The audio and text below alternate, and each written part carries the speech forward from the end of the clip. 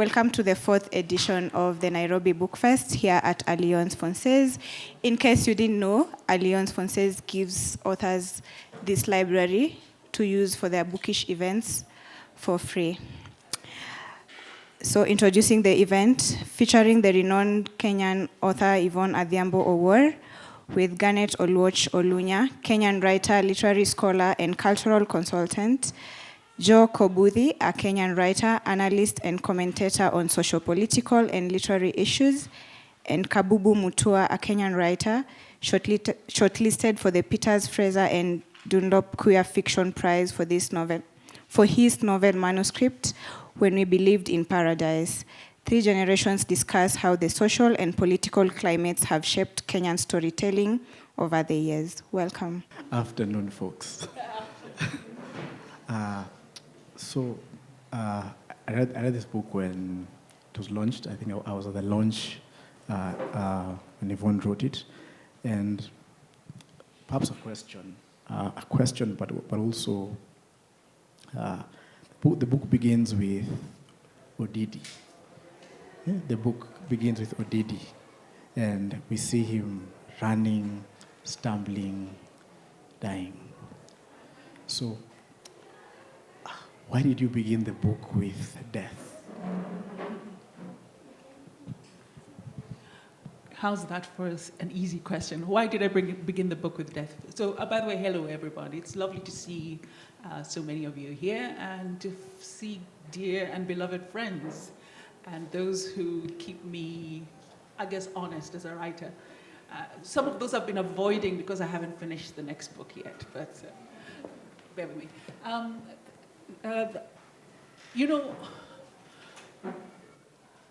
I wish, and I think I'll be very candid as well, because there's a part of me that's also here as a literary evangelist, trying to get more and more, especially young people, into writing, into the dark side.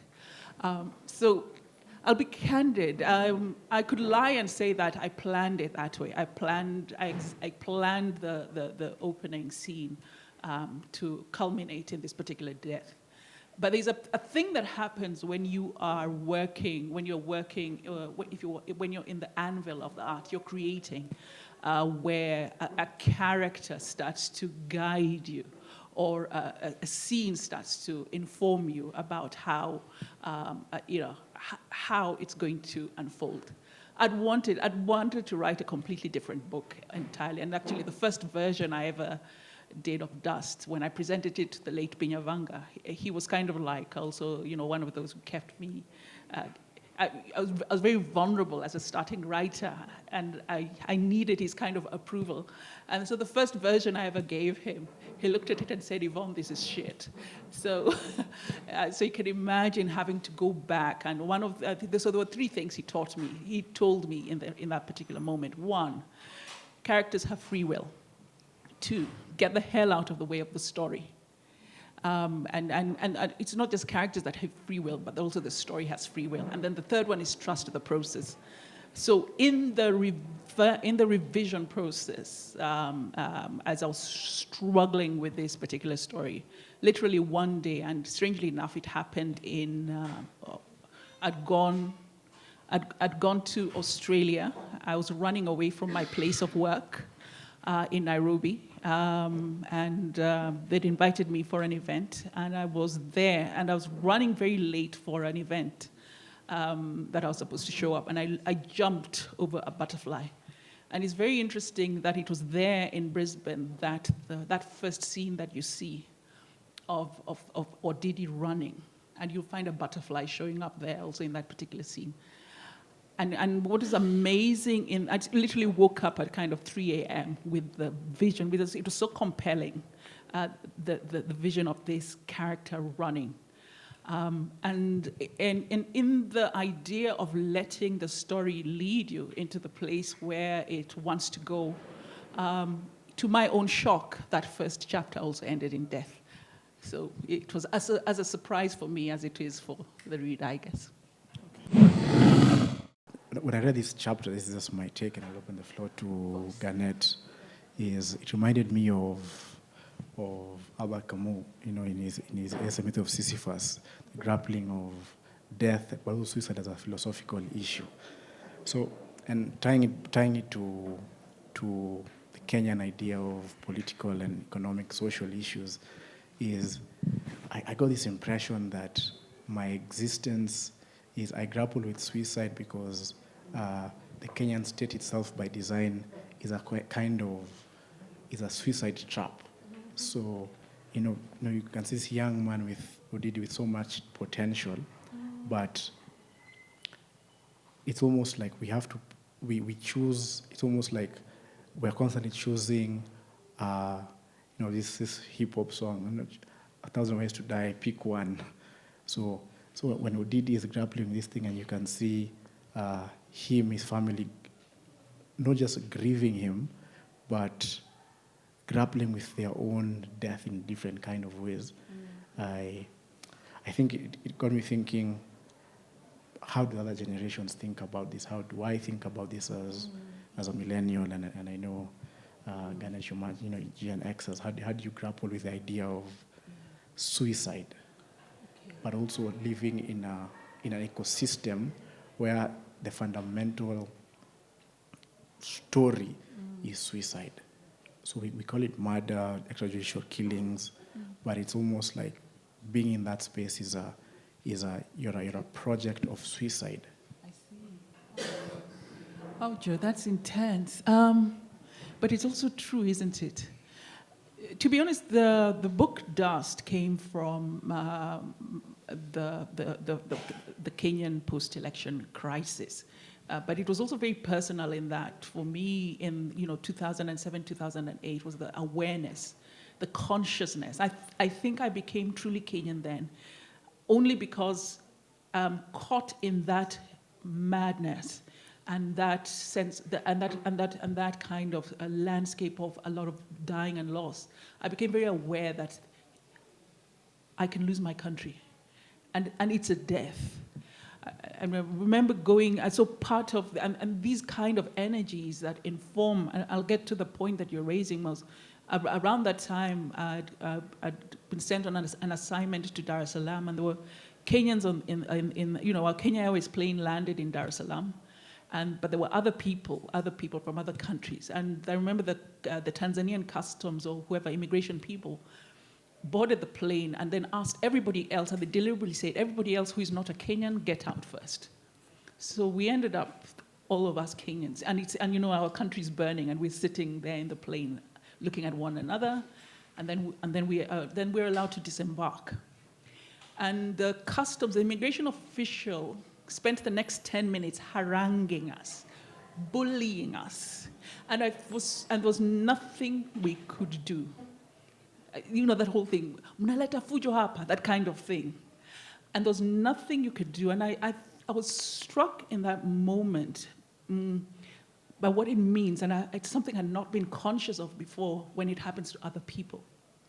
What it means when you lose your country it also means you lose your place in the world, and you become silenced in a way that you cannot reply to the because not everybody is charitable.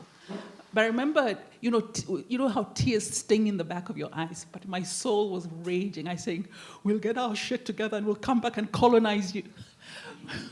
But it's also the moment, there's a kind of futility to that sense of loss. So the book emerges almost like a dirge, consciousness of what it means when we allow ourselves to kill our own country.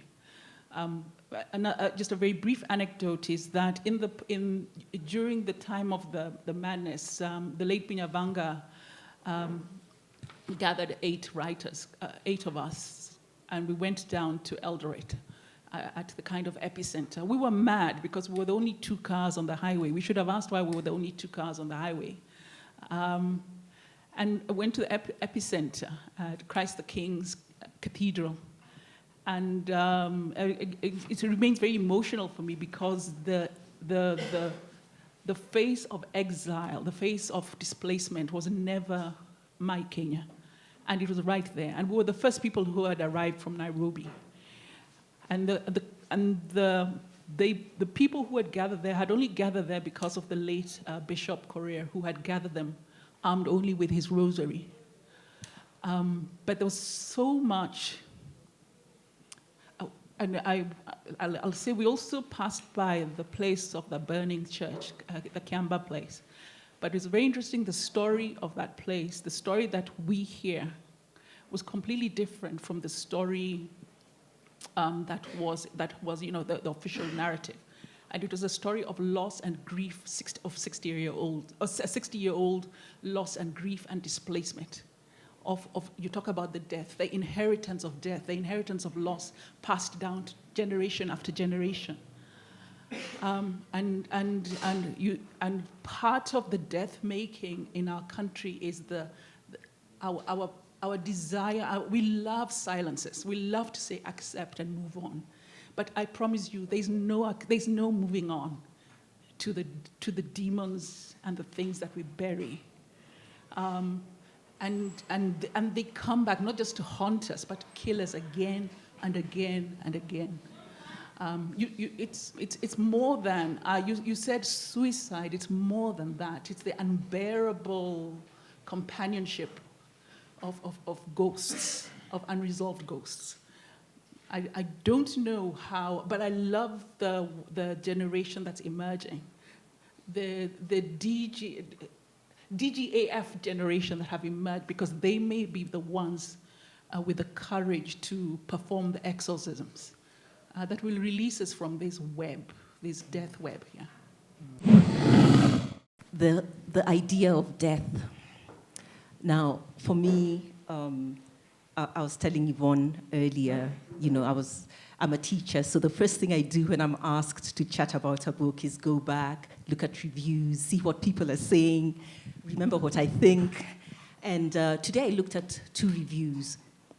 And, in one of them, and this was a foreign review, I assumed it was a young lady, and she was reviewing the book, and she said, surely Yvonne did not mean that, they went, I assume to the mortuary, and that they were actually going to take this body all the way back to Turkana, as in they were going to take the body back home. That's just a literary, And I kept thinking, huh? Of course they're taking the body home. That's why they've gone to the mortuary. Then I realized, of course, in our culture, that may seem standard, but elsewhere, that may not seem standard. Of course, you go and get the body. But the other thing I remembered was that not long ago, again, a young group of people, Too Early for Birds, actually performed the play Tomboya. And, there's been, this link between, your character and the death of Tomboya. And I think one of the things that made even me, who is from cultures that assume that you embrace death, one of the things that disconcerted me about that play was that they had this body on stage in front of us the whole time. And I kept saying, why don't they just take him away? This is really, very disconcerting. And I kept thinking, why are they putting it in my face? We know he has died. Please, take him away. Take him away. And, just this confrontation with not just, like you're saying, what the death itself is, but what it signifies. And I think for the younger generation, the coming to terms in a very real sense, with the body, and then also with what, like you're saying, death has come to mean in this society where, looking at things earlier, I was thinking, we have the first political assassination of Pio Gama Pinto, and what that death meant.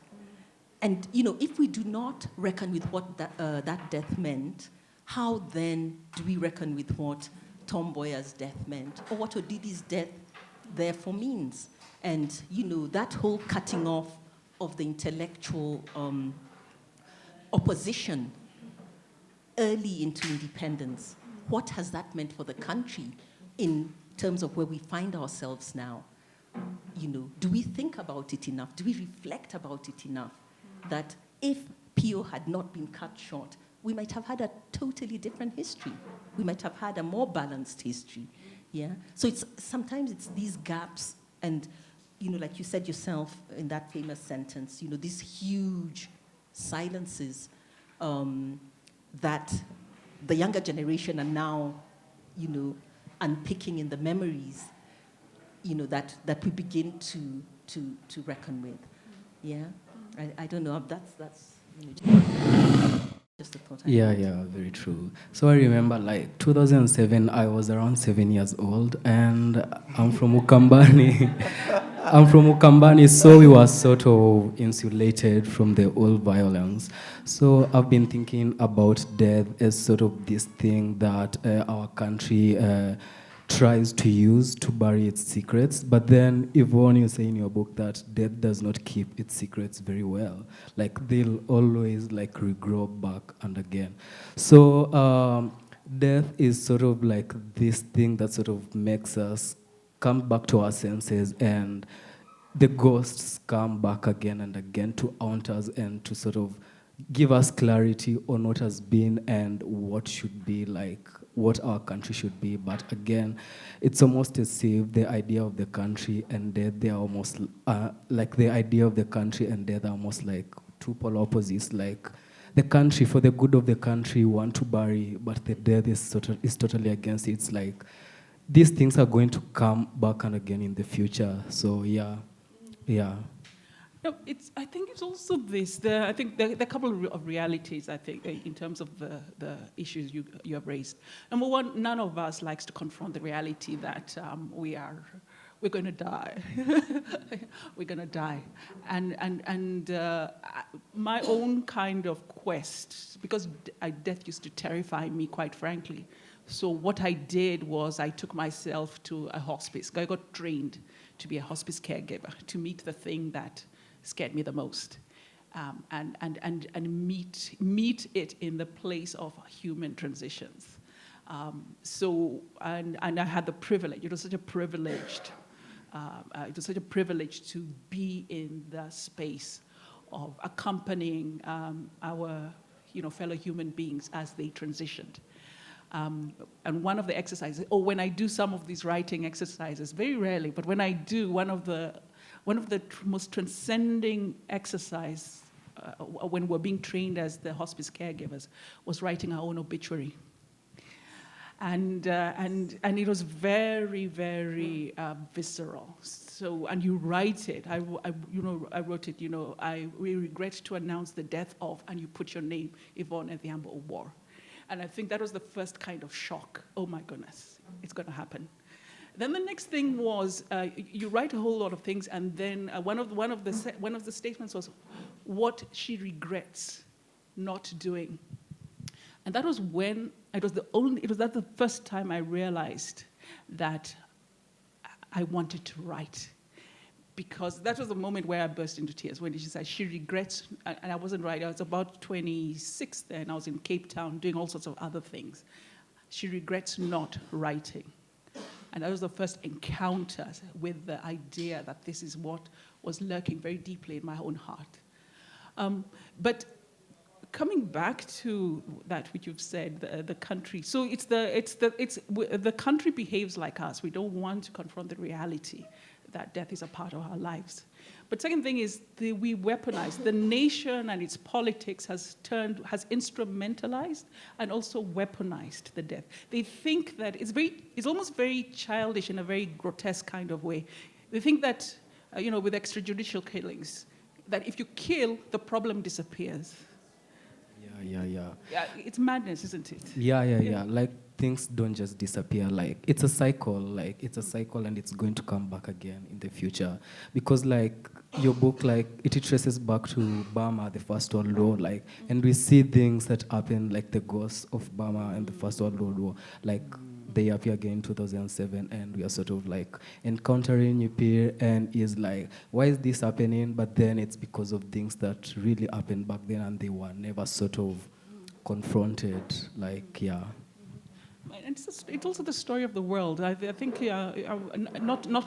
each one of us is wounded in our particular way with what's happening in not our own continent, Sudan, DRC, but particularly the grotesque visual public spectacle of murder and slaughter that's happening in Palestine right now. And you cannot but help, there's something within each one of us shivers in a kind of existential way. And so this thing you're talking about, it seems to be a human habit, this inability to meet or confront the thing that wounds our existence the most. And because it's not confronted, it reappears, and every time it reappears, it does so in a more grotesque, more violent, more brutal way. And I know we maybe have to bridge the conversation in terms of, from dusk to this particular moment. And I mention that because certainly for the new emerging generation, the stories you're going to tell are not just going to be the stories of Kenya, and it's the tragedy that our generation, not just here, worldwide, we're probably bequeathing you a world that's going to be at war. And this becomes the narrative that you're going to enter into. And part of the confrontation you're also going to enter into is the long, long history of the denial of death and the denial of atrocity that then shows up century after century in extremely violent ways. And your generation is somehow going to be forced to become the kind of both forensic pathologists and also the exorcists to finally tackle, maybe, I hope, wishing you courage in that, to finally confront this horror. Yeah. Wow, maybe I need to bring in something slightly lighter because this horror just sounds terrible. This is something beautiful. What I'm holding up actually is a catalogue from an exhibition. Part of it is still ongoing at the Go Down Art Center. And this is not a plug for the exhibition, but Yvonne's work, Dust, is actually part of this exhibition. And the exhibition is taken out of Anuradha Siddiqui's Architecture of Migration. She's an architecture professor now, but then she was a student looking at Dadaab in Kenya and using Yvonne's work in the northeastern provinces to really begin to understand, the refugee situation in Dadaab. And I know Yvonne had actually looked at refugees in Nairobi in her first work, Weight of Whispers, and we'd been talking about this. And then out of that, this amazing exhibition has actually happened. But what I wanted to do was just read something from in here that brings us very, very much to the present. It's really funny the way I found it, because I was actually looking at what's been happening in Nairobi, in Kenya this week. And I think you all know there's been a huge conversation where young students from Butere are trying to perform a play called Echoes of War.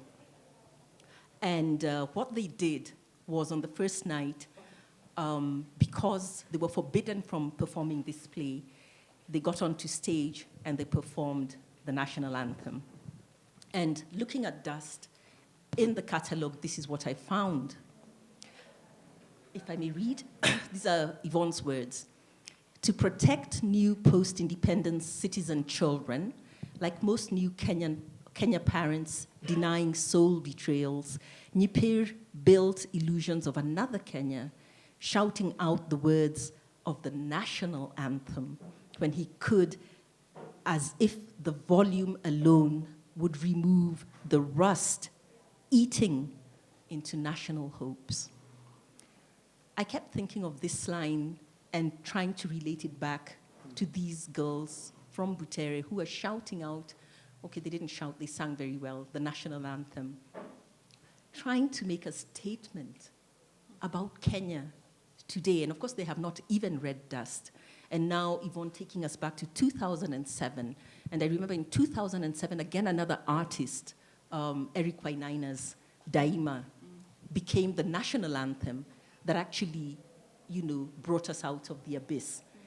And so, I was looking at the place of the arts and music and other strategies, of course, that, upcoming generations can use to deal with some of the, of the difficult, issues that come up in their time, as a way of resistance or whatever that is. Because otherwise, even for me, I'd be like, oh my goodness, yeah, this, like when you have the cops on the stages, you're telling yourself, this corpse is going to begin to smell in a minute, because that is the reality. But that there's also beauty to the Kenyan story. I think that's what I'm trying to say. And that I found it in this exhibition where, Yvonne was reading from her own work. These she was reading, and they were pre-recorded as part of the exhibition.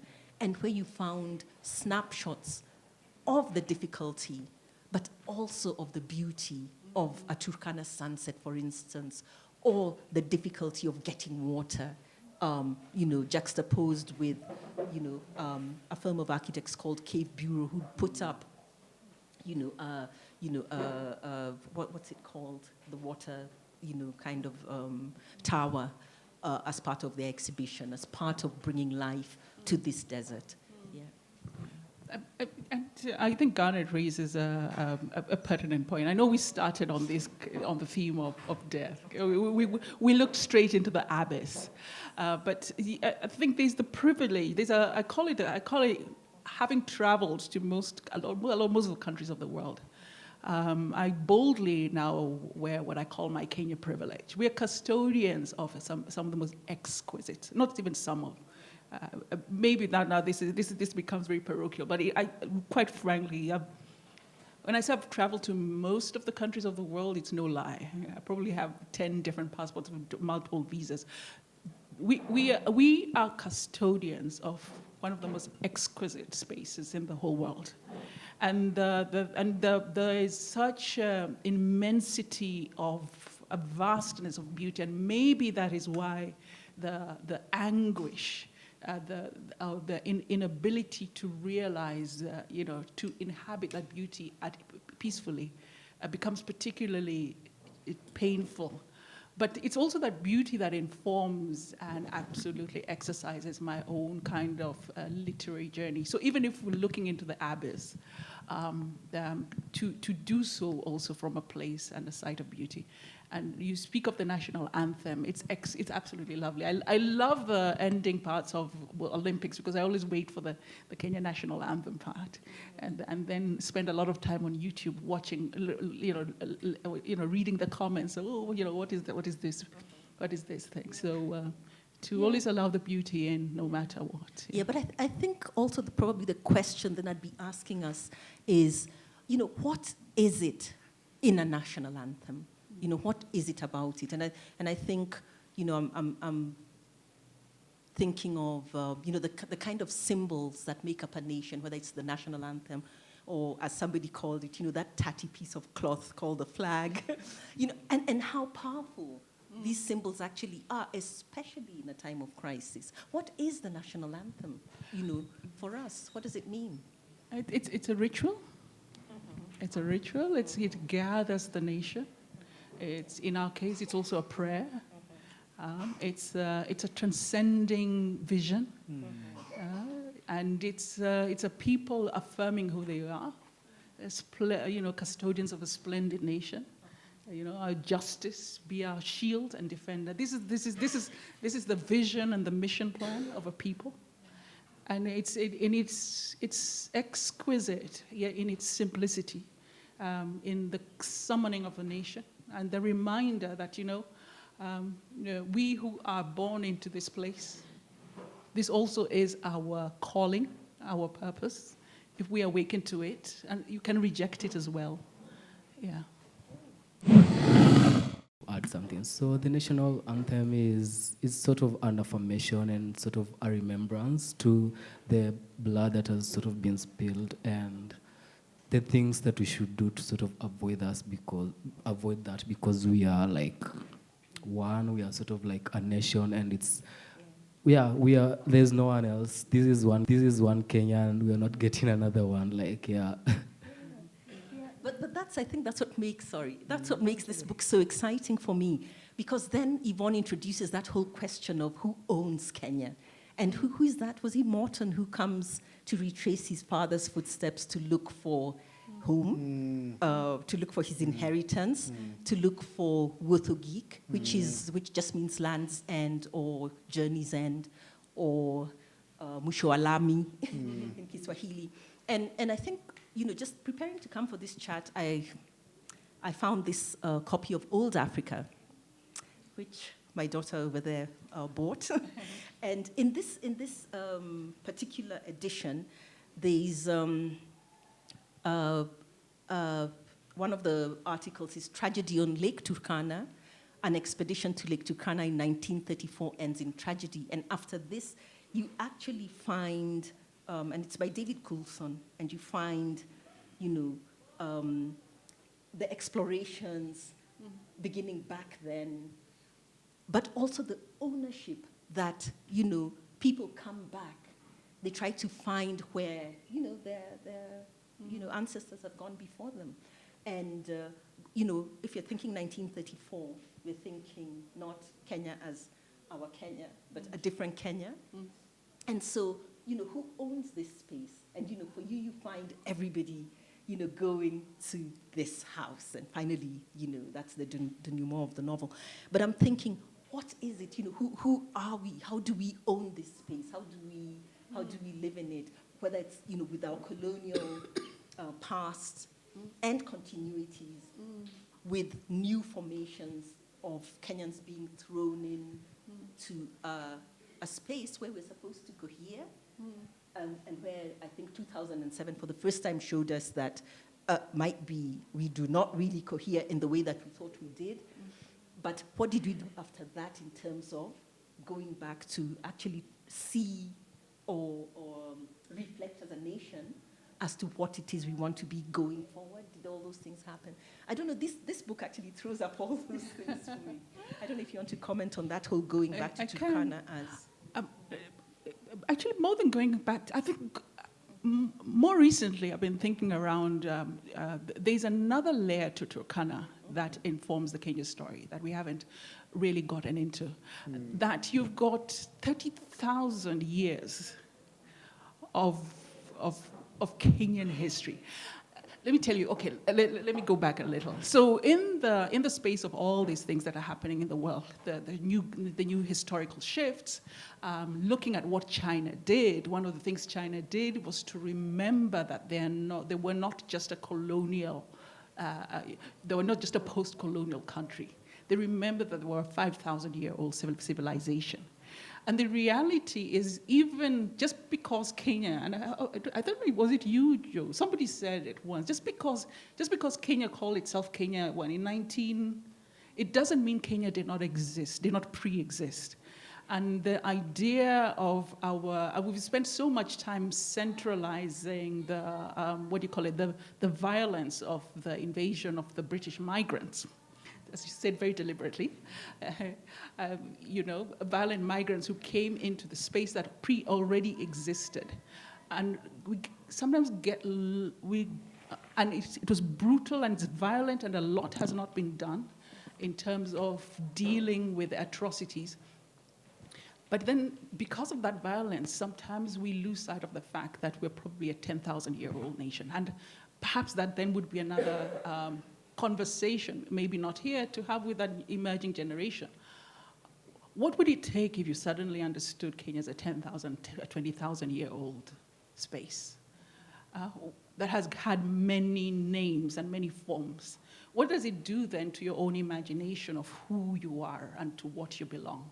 Because suddenly, quite frankly and very confidently, you could actually lay claim to the thing people call the Indian Ocean, but some of us insist on calling either the Ethiopian Sea, which was its original name, or the Swahili Sea, because that was part of the history of this bigger Kenya, this older Kenya. What does that then do to also your own sense of both identity and belonging? What kind of stories then would you tell of what it means to be Kenyan? And I don't know if the question is who owns Kenya, but who tells the let me try to reframe it. What is the Kenya origin story? I don't think we've gotten there yet. And if we were to find the origin story that resonates with our deepest souls, then perhaps we'd be able to enter into that question of not ownership as much as custodianship. Yes. I think just to chime into that, I find it strange that in 2004, the late Professor Ogot, who just passed on, unfortunately, a couple of months ago, in a forum like this said the Kenyan project is dead. And now I've been thinking about that for the last couple of months since his demise. But what I find interesting is that the place in which dust is written, yes, the story begins with death, but a lot of the story is told from Turkana, and not just Turkana, but northern Kenya. Northern Kenya until 2012 was part of this edifice called the Northern Frontier District. So for 100 years, since 1905, since British migrants came, they led this part of Kenya called Northern Frontier District. And I think it speaks a lot about, as Yvonne said, it's one who tells the Kenyan story, because a lot of our history is told by politicians, political scientists, and historians who are politically bent. So our history is told from an angle of power. So the contestation of the Kenyan story or the Kenyan narrative is told out of and in power angles. So it's memos written mainly from bureaucrats, politicians, thinking and talking about their contestations within the Kenyan political edifice from Nairobi, about Nairobi, and about the contestations in Nairobi around this thing called Kenya. So, but I think what for me this book was fascinating for me, apart from the story of the existential questions of death and etc., but it was the location in which the book was written. Yvonne writes it from, it's Turkana, it's Northern Frontier, it's writing from marginality. So we are seeing people grappling with their beingness, not from positions of power, but from positions of freedom. And I think that creates a much more open space for grappling with our humanity and grappling with the question of belonging. Actually, if you'll allow me, I'll read again now from Yvonne, still about, because you mentioned freedom. We have this. They were chants offspring of northern Kenyan drylands. Growing up, Odidi and Ajan had been hemmed in by arid land geographies and essences. Freed from history and the interference of Nairobi's government, they had marveled at Anam Ka Alakol, the desert lake that swallowed 3 rivers, the Omo, Turkwel, and Kerio. They learned the memories of another river, the Wasonyiro, 4 moody winds, the secret things of parents' fears, throbbing shades of pasts, met assorted transient souls and painted their existence on a massive canvas. So I think what you're trying to say is that sense of freedom. But for me, I wanted us to also, question, this making of Kenya, because I was reading something just the other day about, because whose responsibility is it, for instance, that Turkana is over there and you're thinking of it as marginalized, even as you're allowing that there's freedom there. And in an earlier phase of my life, I used to actually work in Maralal. And I will say, I think I was young then, so I didn't really think about it much, but I used to work on a game reserve. And one of the things that we used to sell was the Jade Sea Safari, which is Lake Turkana. But, and of course it was not, I mean, we used to do a lot of our sales abroad. So a lot of the money actually did not come here, it stayed over there. But the work that we did in Turkana, with the Turkana people, a lot of them felt compelled to work, of course, because of Nairobi government taxes. So, the kind of things that make people alter their lifestyles and all that. And this takes me back to the shifter war, because I know I used to work there as a student, and so I'd come back to the university. And one of the holidays when I'd come back to Nairobi, we were actually attacked by shifter. Now, the watchman who used to look after me was Turkana, and he was slashed. And by the time I went back, I mean, his right hand was non-effective. But in the book, what you have is, you know, when Ajan comes of age, her dad throws out the AK-47s and says, pick one. And this reminded me that I was all of 19 when I worked in Turkana, but one of the things that I did carry as a matter of course was a gun. If you asked me to carry a gun today, I would tell you, hell no, because I know people will come for me for the gun. But then I was young and prepared to shoot, because I knew it was a matter of, you know, if the shifter come, and because we used to go everywhere with the convoy and everything, but at night, if the shifter came, the watchman used to sleep outside my hut because I was the youngest employee, but I was prepared to shoot. And I think about it, because you're talking again about our almost being bound to violence and things like that. But in 1962, when there was a referendum, this is before independence, and I think it was Charles Eliot, who conducted this, the governor. And the Somali voted up to 80% for secession. The colonial government said, heck no, you know, get on your camel. I think get on your camel was actually Kenyatta, because when Kenyatta then took over, and this was, I think, around 64, 65, he again reaffirmed that position, and we went to war, which is the shifter war that continues to date. So in terms of questioning our histories or where we want to be, and I always think, you know, this was Kenyatta, the Pan-African. And so, you know, Somali, I'm looking at Somali or, you know, as a Pan-African thing. And in this exhibition, we also have one of the architects looking at the idea of Greater Somalia, you know. And so, you know, you're finding, you know, lines that do not exist in our geography books. And I'm thinking, what's that line you're putting there? There's an artist called, an architect called Abdul Fattah who looks at this in this book, in the exhibition. And I'm like, you know, what is that Greater Somalia you're putting in there? He says, no, the Somalia found in Ethiopia, in Djibouti, in Kenya, and there was an opportunity to redress this. But as OAU, we did not take it. And as the AU, we are not even doing anything about it. So for me, I feel these are some of those issues that I find in the book, but that when you actually transpose it to the histories, you know, we are left with those questions. Yeah, those tough questions. Yeah, yeah. I think then the reality is that we are a nation in progress, a nation in progress and a nation in process. But what, I mean, I think each generation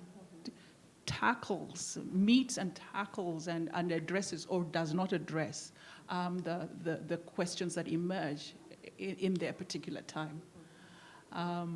So it's not even just about Greater Somalia as a the Somali as a kind of transnational people. We've got multiple transnational people. The Maasai transnational people. The last Luo festival in Siaya that also reveals the Luo people as also transnational people. But even if you're transnational, what then does it mean then to belong to Kenya? I don't have an answer, but that is a question that each successive generation. Actually, what does it mean for you to be a Kenyan, for example? I'd say to have like a sort of like to be able to name things, and because right now as Gen Zs we are naming things as we see them, but then it depends on the generations. Like, are you willing to confront the things that come to you, and what are you willing to sacrifice?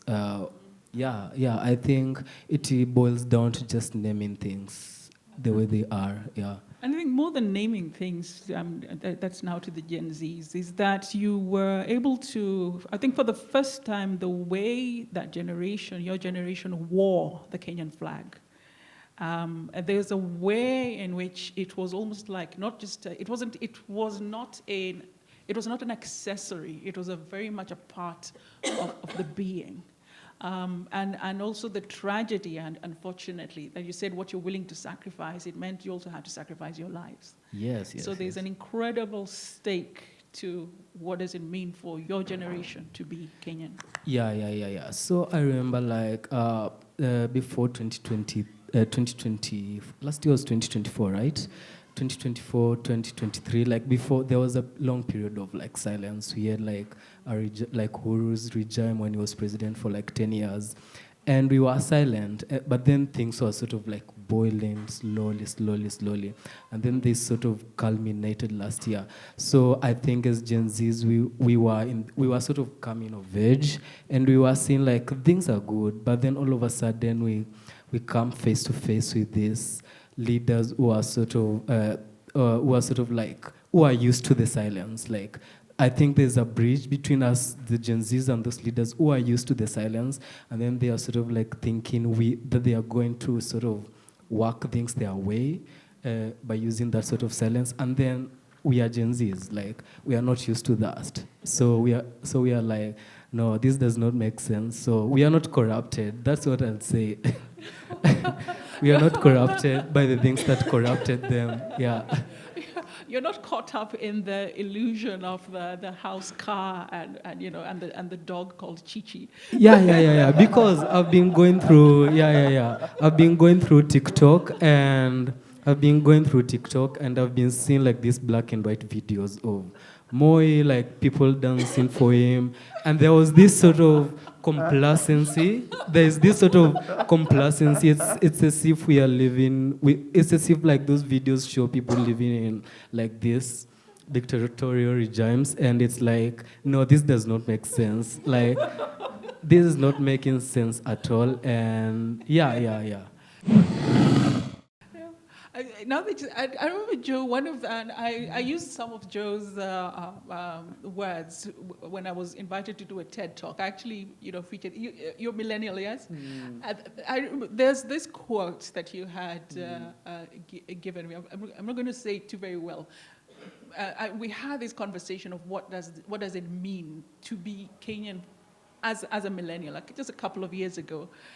And I was struck very much by what I call the silences, the observational, almost like the hawks watching, saying nothing. But his line was something like, everything that your generation thinks you know, we already know. And and because we have technology, we are further ahead than even you think we are. It was an exquisite quote. I used it because I said, I was using it also to scare my European friends. I said, you had I'm a good African in that I'm talking to you. I'm telling you, I was scaring them. I was saying, wait, there's a tsunami, there's a generation coming. And it'll be coming not just for you, but they don't actually give an F about anything. So I was pointing to Joe's generation, but I also see this, yeah. So maybe talk a little bit about the thoughts that you were going through at the particular time.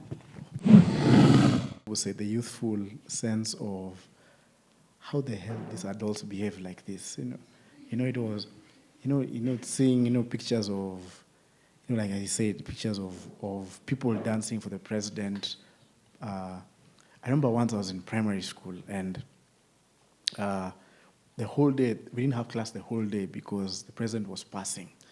And so thinking about it years later, so I go home and my folks asked me how was school. I was like, there was no class.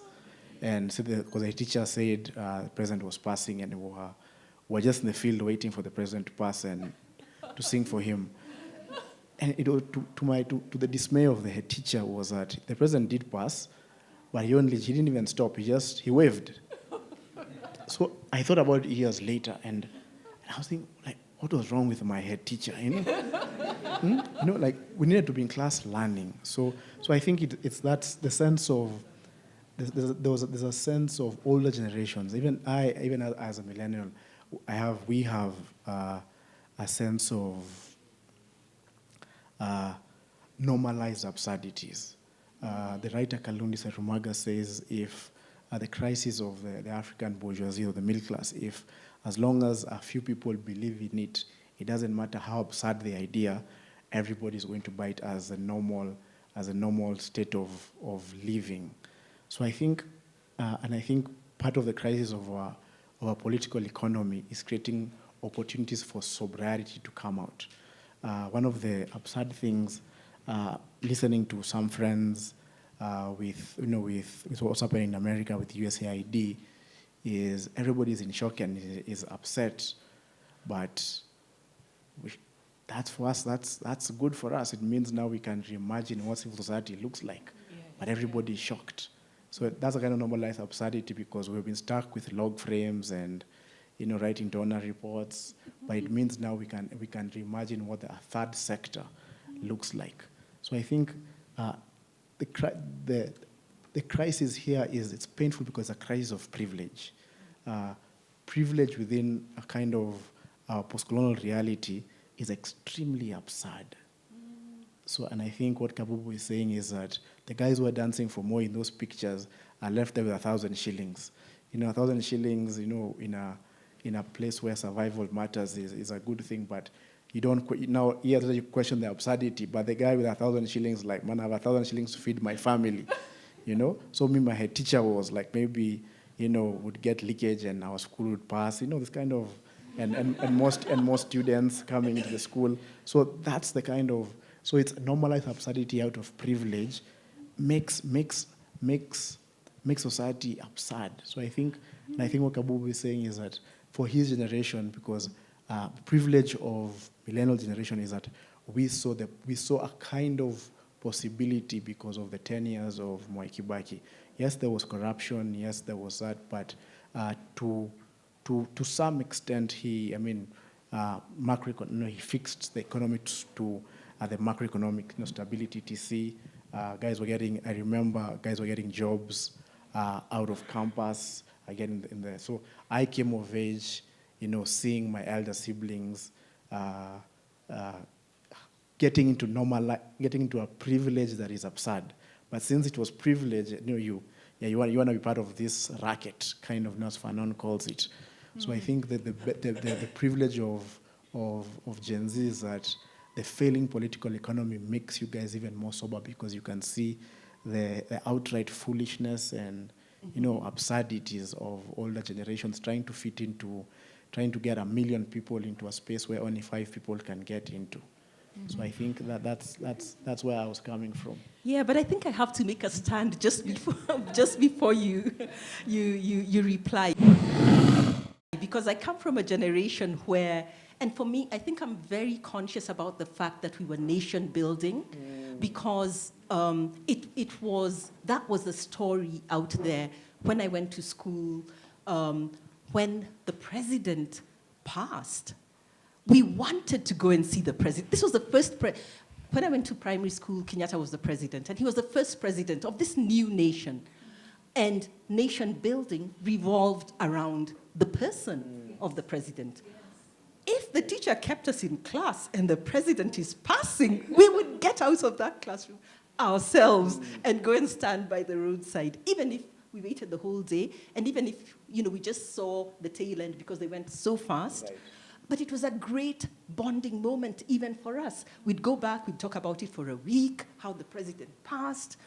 But the other thing I remember was, because I was in Nairobi, we used to sing, like now I saw one of the videos going around for Moi, and they were singing a song called Kwekwe, and it was a mass choir, and it was in Kiswahili.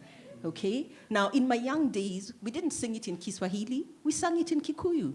Okay? And I still remember singing, Kenya, Tamwarimo wa Kenya, Majena Mashiana Neomoe, or Hamwena Mashiari Aito. This man knew you, he knew your parents, he knew them by name.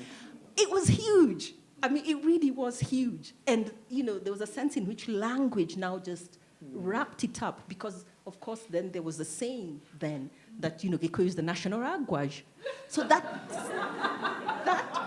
was the setup, okay? That was a setup in which I grew up, I'm telling you. And so I still remember when Kenyatta died, and for us, he symbolized nation. Yeah. I went into shock, now that we're talking about, corpses and death. I went into shock. I queued for 3 days at State House. I was scared to death to see a dead body because I'd never seen one before. I think I was 13 or something then. But I queued there for 3 days, and I still remember the doors, being closed on the third day, and my sigh of relief that I hadn't managed to go in, because what would I have done? I'd have seen, I'd have confirmed that he'd actually died. To me, he was actually immortal, in a sense. So this is how huge that was. But at the same time, it was not just the person of Kenyatta. I mean, we had national schools where the story that was, whatever, you had to do really well to get into a national school. Why? Because you're going to meet people from all over Kenya, because we are building this community that is going to push the nation forward. So it is a very, very powerful story. And I'll tell you, Yvonne, at the launch of this book that speaks to your book, Dust, The Architecture of Migration, I remember, I think I said something about Somalia, and I remember Anuradha telling me, oh, I didn't know you're so nationalist. And I thought to myself, what do you mean? What else can I be? But I'm Kenyan. So for her, because she lives in New York, coming to Kenya to do a research, and for her, I think she actually assumes Kenya is neutral ground. And for me, it's my country. Yeah. And I think for the first time, I thought, oh, I didn't know I'm so possessive about Kenya. But when it's, when it comes to the wire, suddenly I thought, geez, am I a nationalist? I don't know. That's a question. Something that has been raised, Joe, the people who were getting, during the Kibaki regime, the reason I noticed on Twitter somebody saying, why didn't Kenyans want him the second time? It's because he betrayed the national, when he was sworn in, it was the first time we felt Kenyan as a collective. But immediately, unfortunately, when he took the reins of power, he became, an ethnic chieftain. Right? And the privileges of employment were reserved mostly for those of his ethnicity. It wasn't for everyone. And it was a very fundamental and very profound betrayal. And I know, and I'm going back also to the Gen Z, Gen Alpha, the issue of what we call tribalism. It's more than tribalism, this ethno-chauvinism. This diabolic ethno-chauvinism, this very myopic, stupid mindset it wasn't even just a privileging of one's own, cultural milieu, and there's absolutely nothing wrong with that. But there's a privileging it in a way that the nation must be subsumed, and it's the thing that constantly holds this nation back in a very, very intense way. And it's the very thing that strangers use. I'm thinking of Cambridge Analytica showing up. That's the very point they come to use to split and divide people. And I'm warning you, Gen Z, they'll be coming for you. They'll be coming because you dare to say you're tribeless. That's the very thing that those who have got their own particular interests in keeping this country very small, that's the point they're going to go for. Because it's the constant thing. Every time we rise and rise, this stupidity is the thing that crushes this nation. And I call it particular stupidity. I am of Luo ethnicity, but my mother raised me to be Kenyan. And it was so terrifying, 2007, 2008, having to be redefined. It was the first time I paid attention to the idea, because no matter where I went, I'd be immediately defined by my last name. But I found I spent a long time denying that people could be so dumb, until it becomes a point where I'm denied a job where I had qualified, simply because of my last name. And I remember going back to my late father and saying, "Daddy, I think I was best qualified for the job, but do you know what this person said? They'll never give a job to a Jade."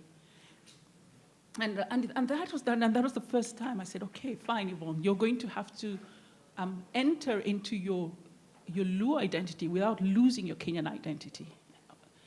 So these become part of the ghosts and the monsters that the nation itself the nation-making process has to deal. Actually, that was also the underlying point, was also that we needed to question the official origin story for the country. Yes, and there's no denying the role, for example, of what, the role played by Mau Mau, but it was the way it was done was also to justify outrages and excesses in the nation, to erase everybody else's contribution to the revolution and resistance, so that only one particular ethnicity would be privileged and given the idea. You said, who owns? When you said, oh, so when I was growing up, it wasn't odd to hear, we own Kenya because of Mau Mau. So these become the things of the silences, the things that need to be, the ghosts that need to be all lined up and made to talk, right? So that was one point I wanted to make. The second point, and before I hand it over to you, and I think Gannett, I'm so glad you alluded to that, the idea of the personality. Especially you, the young people, our crisis, I keep saying, is not just a crisis of imagination, but it's also a crisis of mythology. Nation-making is also a world-making project. And what we do not we have not spent enough time with, is to understand the idea of myth.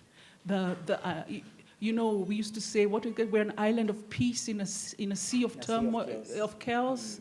That's one of the mythologies of Kenya. But one of the more other problematic mythologies is Kenya as safari country.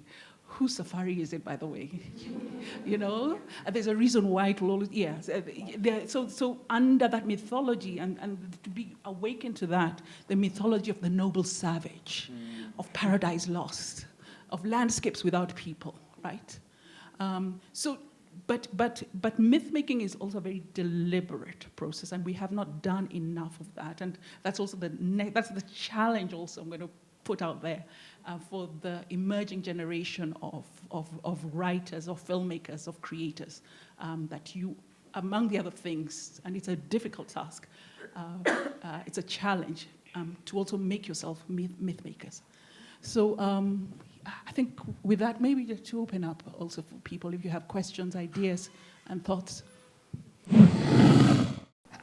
Thanks everyone for that really thought-provoking discussion. It's really a privilege to be in a room of people who are really thinking about who we are, thinking about the country, and just generally thinking about humanity. So two things.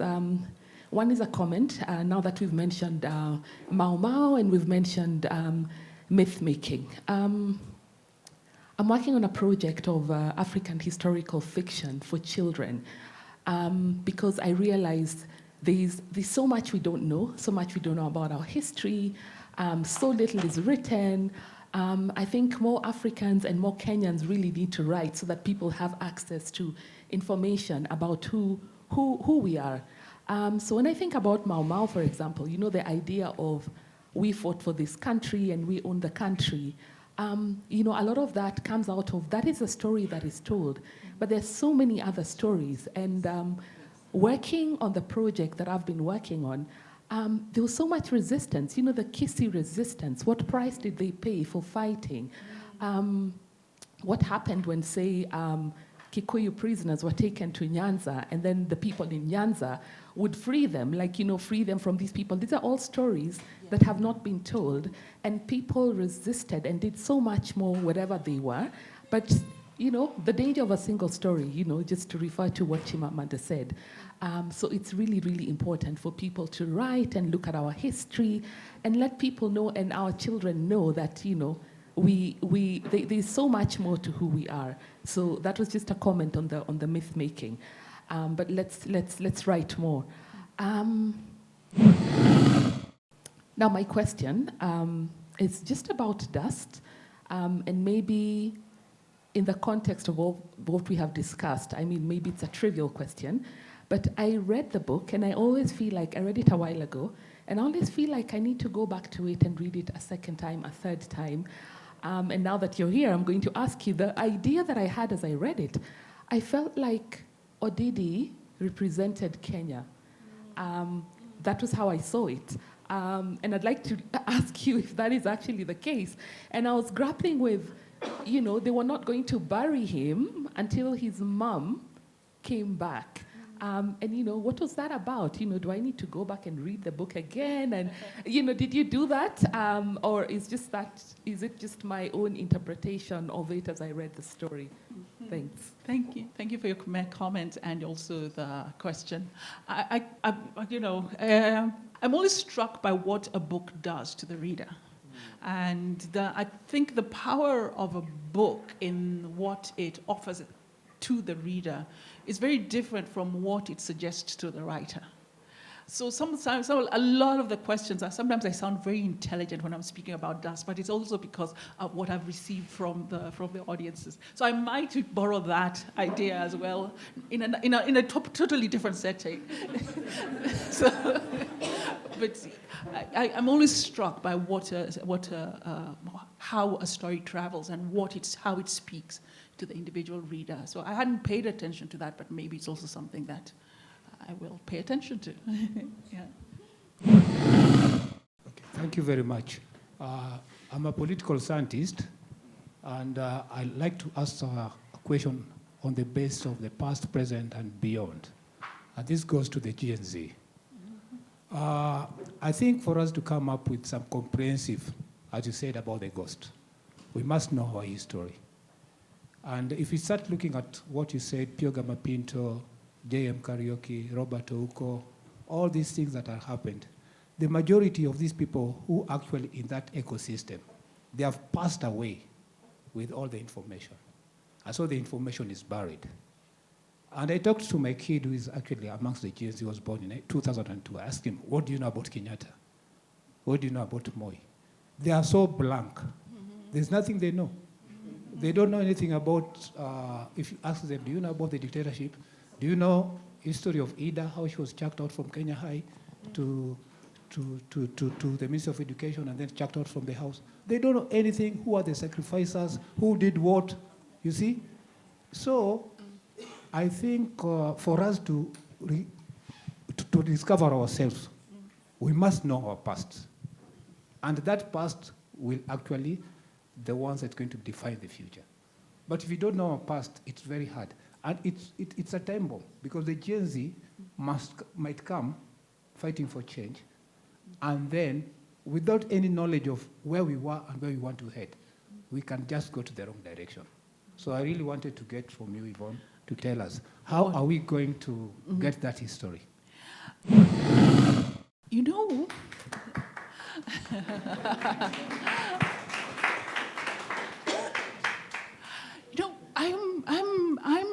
I'm a fan. I'm a fan of that emerging generation, Gen Z. Well, this is what I noticed. When the young people went out on the streets, and some of the old questions hit them. I loved that people they created online sites to ask about those histories.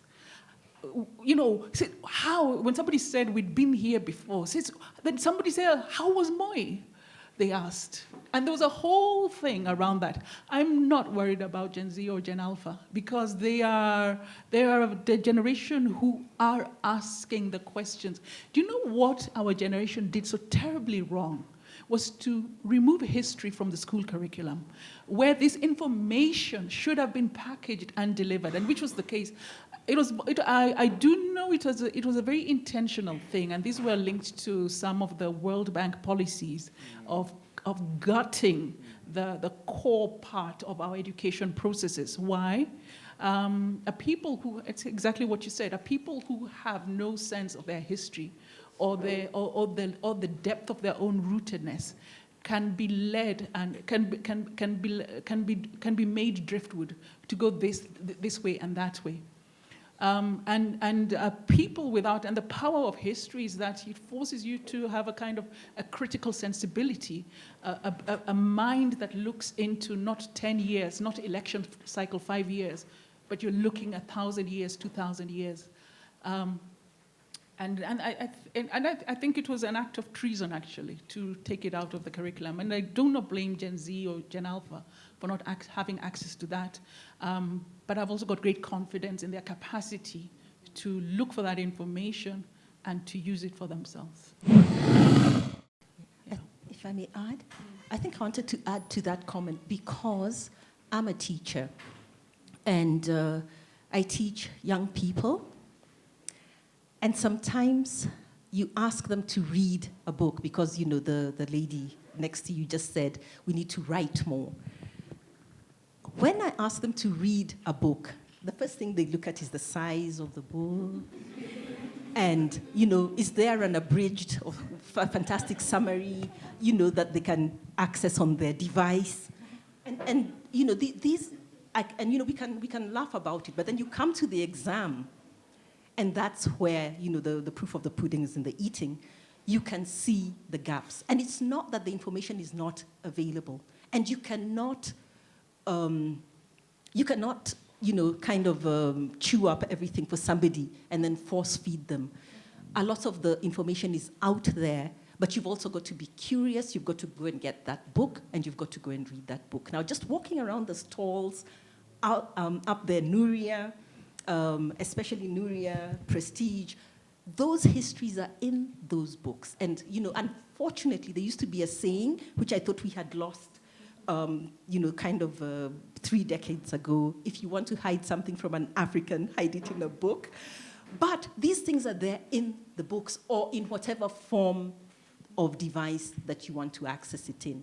So I'd urge the younger generation, please, don't leave it at, it didn't come on TikTok, so I was not able to access it. Please go and buy that book. And if the book is not in soft yet, okay? If it's not in soft yet, if it's in a difficult form to find, like something called microfiche, which you've probably not even heard of, but it's in a library somewhere, but it's available. Get it. I mean, there's been the declassification of a lot of colonial knowledge now, and so we're even able to access the Mau Mau histories. Western scholars, like Carol Elkins and all that, they've written those stories from these declassified archives. So we read their version of the story, and yet there's ways in which we can access those archives for ourselves and make our own interpretation of those stories. So I think we have a job to do. Mm-hmm. We have a job to do. And, one of the things I really liked about Dust was that, talking about technology, because we're talking about technology, and you actually have something in here, and what Yvonne calls these, she says, small technology idols. Phones, beeping, purring, bleeping objects that expect to be fondled mid-conversation, pieces of a shape-changing land, with grand fiber optic tentacles, plugging into old histories that refuse to rest in peace. Now, I teach literature, and one of the revolutions that actually happened, one of the big technological revolutions that happened in the 19th century was the invention of the printing press. And Jane Austen, who used to write by hand, actually had her books published. And one of the ones I teach right now is Pride and Prejudice. Now, there's a character in there called Mr. Darcy. Mm-hmm. Now, Mr. Darcy actually died this year. And I remember feeling really, really sad. Mr. Darcy was written in the 19th century, but in Bridget Jones's diary, he has been, brought back to life in a different format in film. And in the 3rd edition of the Bridget Jones's diary, he died. And here I am, I'm bereft. But he is a fictive character. He's a fictive character. And that's the power, okay? That's the power of storytelling. That's the power of technology. That's the power of, the written word translated into new formats for new generations. Because I'm teaching Mr. Darcy to a totally new generation. And they read the book. They read the book because they want to watch the movie and understand it. But it is at great pain that they read that book because I make them. So please, let's be open. Let's read, because that is how we're going to get informed, I think. I just want to add to what Gannett has said, and it's not about the reading, not the teacher asking that. I've been studying kind of what both the Chinese and the South Koreans have done. What they did with their histories is they turned them into epic drama, incredible films, aspects you can have a thoroughly profound engagement with aspects of Chinese history, big history, and it was very deliberate. Since they couldn't get the books, they understood that there's a whole generation that's a more visual oriented. They turn it into drama, where epic, and it's actually, I'm an addict for both K-drama and Chinese, I'm absolute. I see I've got a few of my fellow addicts around. But you're immersed in incredible histories. You're aware that I'm aware that Korea cannot. You can read the subtext. They cannot articulate the worry that they were divided, North Korea and South Korea, but they can reimagine themselves as a whole kingdom through their historical drama. And this is possibly, y'all are the kind of very visual generation, and the technology has been made easy. We need historical drama. We need epics. Yeah. I'm glad Yvonne captured Yvonne is a very old friend of mine. Not in age, she's eternally young. Yeah. She's like the galaxy, a grand and wonderful galaxy. Yvonne, that time for the 2008, I recall thinking Kenya is going to die. And then I thought in a much younger way, I was much young, of course, it's 18 years ago. When I was writing Road to Eldoret, I was recording every day. I thought, in that grand way of when we've been genocided like Rwanda, I'll have written something. I was very surprised, I said, we are still staying alive, because the only reference point was Kigali. And I was just thinking, oh my God, this is going to be like that. Yes. And in a very grand way, I was saying, I'll be one of the immortals. I'll be dead, but... I've written, yes. Yeah? Yes, yes. Yeah. So sometimes I look at this book, I smile, because it's every day of what was going on. Wow. For the Road to Eldoret, and now it's 18 years. But I do want to go, this is just in reference when you talked about Gen Zs going back into history and so on. So this was just a journaled account and then tying into the people they were killing. I did a journaled killing, because I was still in the newspapers, of who they're killing and where they're killing them, and every day, and what the government is saying, just from the papers. But I do want to address something very strange now. And it's in direct regard of what you said about, it addresses Gen Z and tribalism or ethnocentricity. When I did this other book, Political Parties After Political Party in 2020, just as we are doing the research from 1960 to 2020, what political parties, how they exercise power, throughout it was, of course, through those tribal coalitions, throughout. And it was a strange place that the Luo became demonized. I know what you're saying, because I'm Anthony Ontita. I'm a Kisi. Yes. Okay, I'm quoting my grandmother, the only tall person in our family, but that's another story. But there was something even in primary school where people are saying, Ati Luos, Ati Siji, they are dirty people, they're like this, or they are funny. We had a reverend in Starehe who was reported, and this was Starehe where there was no tribalism, Reverend Macharia, who used to say when he's annoyed with somebody, "Are you a Ruo?" In primary, it was sort of funny, but of course in Starehe it wasn't as funny. It was just like, what's wrong with this guy? He got into serious problems, because it was a very detribalized school. And Luos were friends with the Kikuyu. The entire thing was working until Jaramogi parted ways. And then there's this demonization. Until today, you still hear it. Yeah? People are always finding excuses. Like, even Raila would have been worse. Yes. Yeah? And of course, it's horrible, it's pathetic. And I tell people to their face. I just say, you're an intelligent person, but you're a bigot. You've been trained like a dog to be like this. Yeah? because we know it's even within some elements of Kikuyism, and I'm not attacking Kikuyus, I'm just speaking the truth about what this country has been. I know there's a confusion. Raila has done this thing where I'm finding people who are saying, oh, we don't fight for you. We fought for you as Luos and so on, whatever you called us, and now we're in government. Yeah? Which is a very strange, no one knows what to make of this Raila thing. Maybe he's playing Ruto, maybe he's not. We don't know what to make of it. So I'm very curious about that thing of when you sit at the table, do you suddenly feel like from being a mongrel under the table, suddenly you're a top dog? And what is the future of this type of tribalism? Because I see a lot of Gen Z doesn't even have it. It's not even working out a lot like that. Because when you're suffering, they finally realized we all suffer together. Yeah? We are suffering together. So I'm very curious just about that.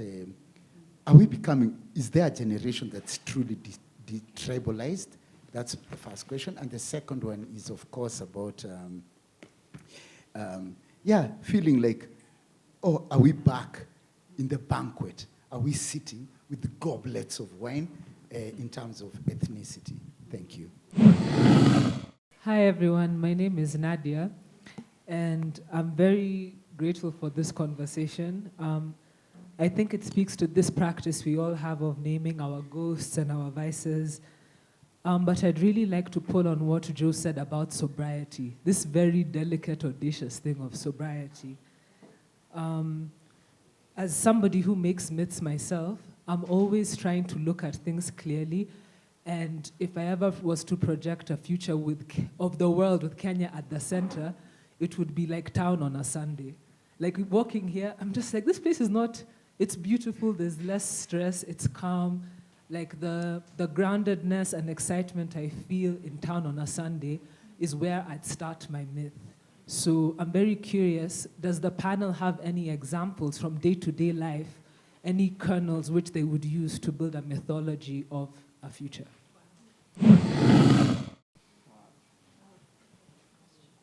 Hi guys, my name is Eddie. I have a quick question. So recently someone fed AI with George R.R. Martin's book, The Game of Thrones, and he was able to predict how the ending will be for the next sequels. And I'm glad that we have teachers here. So what's to stop me from feeding my AI assistant, I call her Cory, Yvonne's books, Dust, and teach her through machine learning how to write in the style of Yvonne and produce the great next Kenyan novel. Of course, I'll acknowledge you. I'm not that bad. Yes. Having said that, I know, using another movie example, John Wick taught us that, a pencil can be a weapon. So AI right now is a tool, but at what point does a tool morph into a weapon? These are, how beautiful. I would remember so I'll answer them.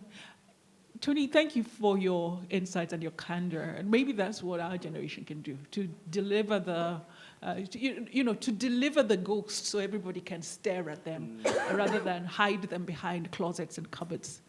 And the current and you're speaking to the what do you call it, the lingering, decaying narrative, the narrative threads that have informed this country. So it's not even about the sitting at the table. You'll find that a lot of the reaction comes from anger and grief. That people forget that at the when was that election of ours? 2022. There was somebody made a comment that was very striking. He said this was the moment. If Kenyans were ever to ask, when did the Luo nation turn its back on Kenya? But I think with Gen Z, that narrative has changed. There was a silence. Remember, there was a fascinating, there was a depth of silence that people did not understand. And I was in some of these centers and places where those who were either Luo or Luo affiliated, or those who were ODM Damu. There was a sense of the country has shown that we are not needed. We are not needed unless we are a sacrifice. Let Kenya keep itself. In our culture, there's a let Kenya have Kenya. We will just take care of ourselves. But this becomes a terrifying sort of anguish, and I'm saying it because I was familiar with us, but I'm sure the Somali once said it themselves, the time when the entire nation was put into Kasarani. And these are things that we do not talk about at all.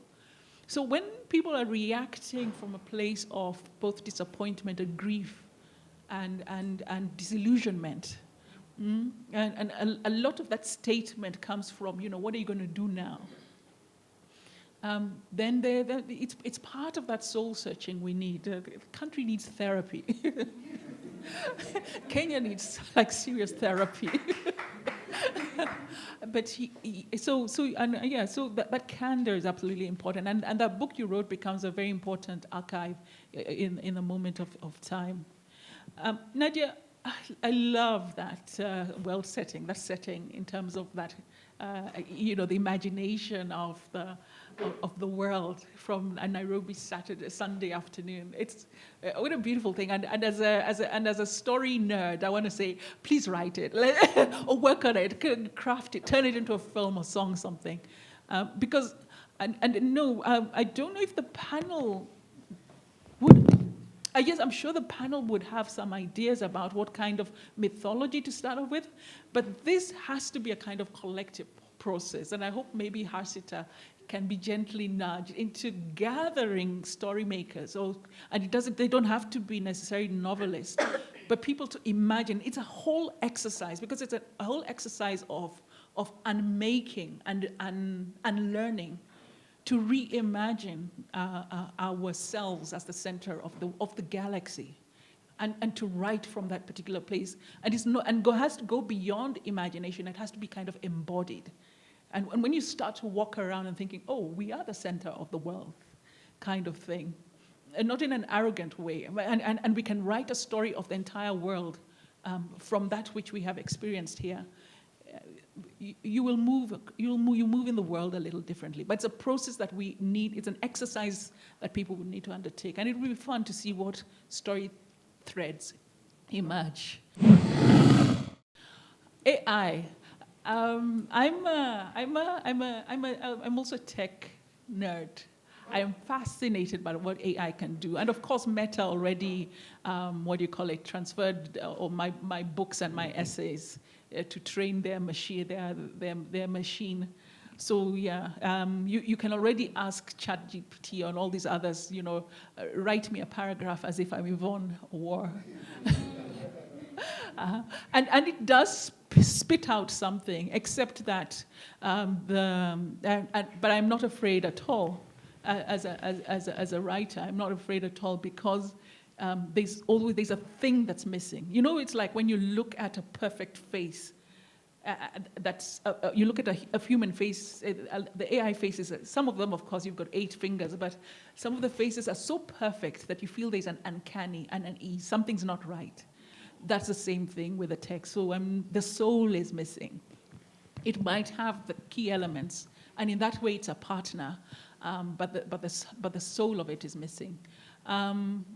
What happens when AI takes over? It's already happening. You know that AI has been trained to identify and kill people in the war going on in Palestine. And you've got automatic. More than drones, they've got robots and things that move, and that they can be programmed to kill. And I don't know if you read, there was something the British said that they were working using AI to start arresting or targeting people who the AI predicts are going to be criminals. They haven't become criminals, right? But they will. Yeah. Yesterday. Look it up yesterday, and it was being spoken about in seriousness, And you're thinking, this is, actually, it's not the AI that's gone mad, it's humanity, actually. But then that means then the same humanity that created this thing, and please, let's not forget it's a machine, it doesn't have a soul. The same humanity that did this is the same humanity that can create counters to what will emerge. And that's also a project for Gen Z, Gen Alpha.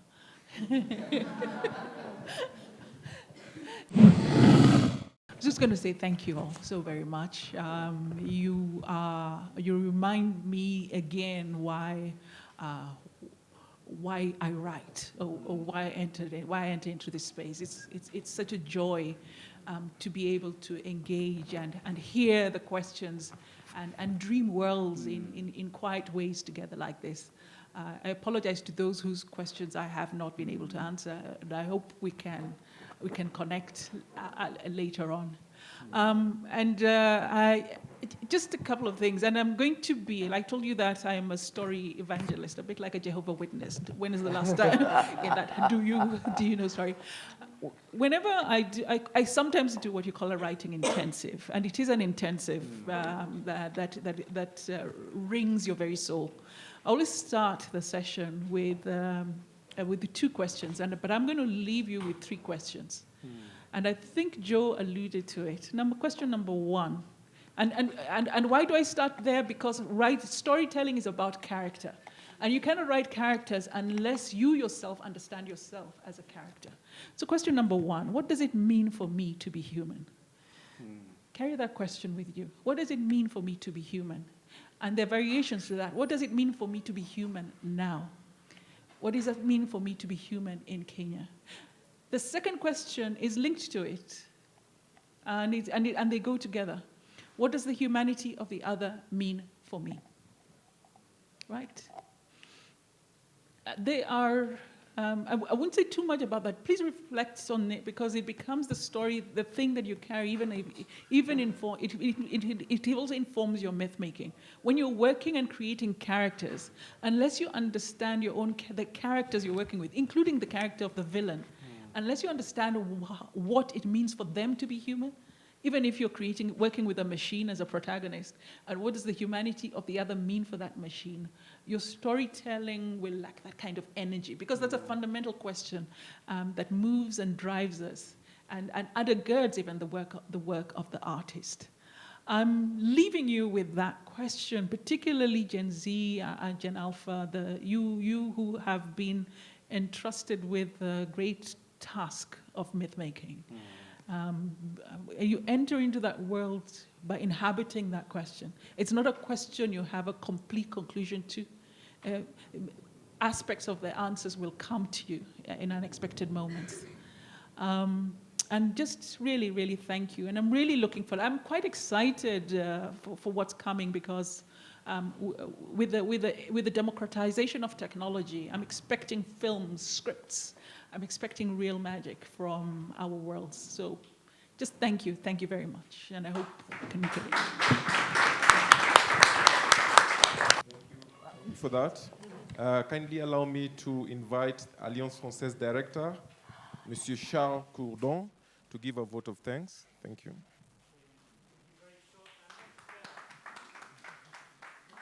It will be very short. I'm not prepared because I was just thinking of what you said. Like you, I suppose I am a bit disturbed in my mind with what you said. I'm not sure the future will be that magic. I just understand at the end of this festival that from dust to new sunshine. What I wanted to say is I am a man of books. In a few months, I go back to France to teach literature. That's what I like, really, in my life. And I think this festival has been a fantastic success, brilliantly closed by you. I really would like to thank the two main partners, jahazipress and Ikitabu.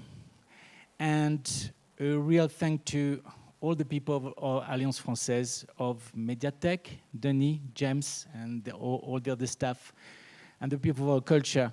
You know, it's quite magic that here in Alliance Française, We don't have to ask people to work on Saturday, on Sunday, on extra hours.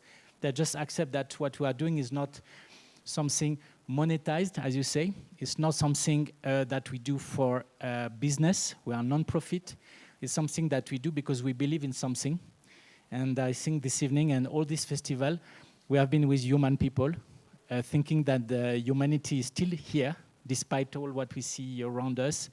And I'm very proud of that. I'm very proud of being in Kenya, and I'm very proud of having this festival here. You have been excellent, brilliant. Merci beaucoup. Next year I won't be there, but I hope that this festival will grow up every year. From last year, it's really a big improvement and success, so I'm sure that it will grow after and after. Merci beaucoup. In French, we say, et tout le reste n'est que littérature, and all the rest is only literature. Words? I don't know how we can say. Voilà. Merci infiniment, Asante Sana.